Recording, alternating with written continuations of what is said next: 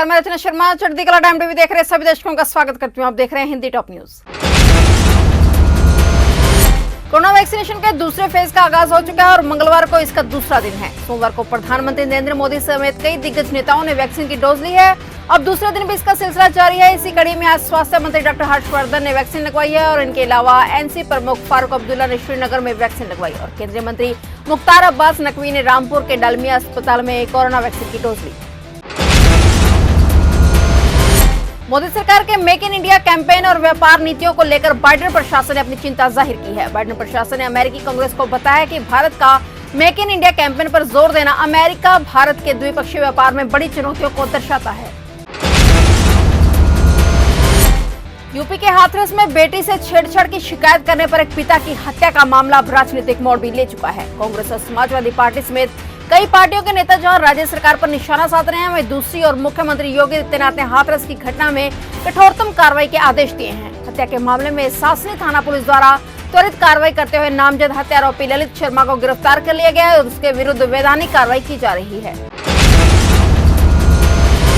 Toolkit मामले में Nikita Jacob की अग्रिम जमानत की अर्जी पर सुनवाई 9 मार्च को होगी। पटियाला हाउस कोर्ट के जज धर्मेंद्र राणा ने कहा है कि वो दूसरे आरोपी शांतनु की याचिका के साथ ही निकिता की याचिका पर 9 तारीख को सुनवाई करेंगे। टूलकिट मामले में पटियाला हाउस कोर्ट दिशा रवि को पहले ही जमानत पर रिहा कर चुकी है, जबकि दूसरे आरोपी शांतनु मुल्लू की गिरफ्तारी पर 9 मार्च तक के लिए कोर्ट ने रोक लगा दी है।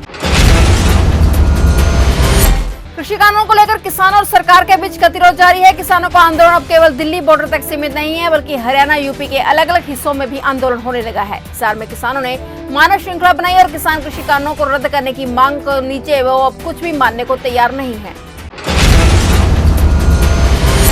गुजरात में नगर पालिकाओं, जिला पंचायतों और तालुक पंचायतों के लिए चुनाव के नतीजे आने लगे हैं। चुनावी रुझानों में अब तक बीजेपी को बढ़त मिलती नजर आ रही है। वहीं गुजरात में आप का प्रदर्शन शानदार रहा है। पाकिस्तान की ओर से भारत के खिलाफ समय समय पर साजिश का पर्दाफाश होता रहता है और पाकिस्तानी सेना नियंत्रण रेखा को पार कराकर आतंकियों को भारत में घुसपैठ करने में मदद करती है। अब सामने ताजा इनपुट के अनुसार पाकिस्तान से करीब 200 आतंकी भारत में घुसपैठ करने की तैयारी में है। कहा जा रहा है कि ये आतंकी पुंछ और राजौरी सेक्टर से भारत के जम्मू कश्मीर में घुसपैठ कर सकते हैं।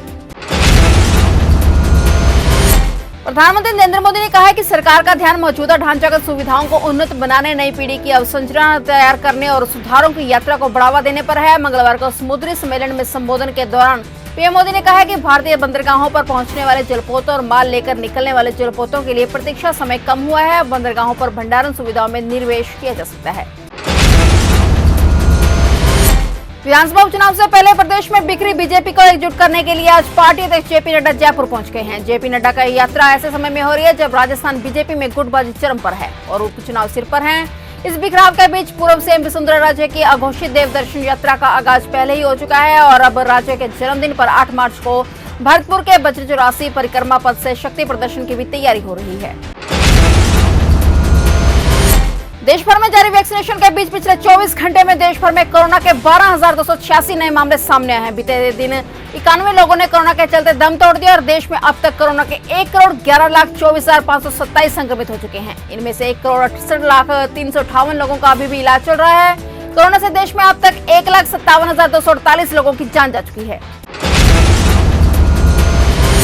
फिलहाल टॉप न्यूज में इतना ही। तब तक के लिए देखते रहिए चढ़ती कला टाइम टीवी और मुझे दीजिए इजाजत। धन्यवाद।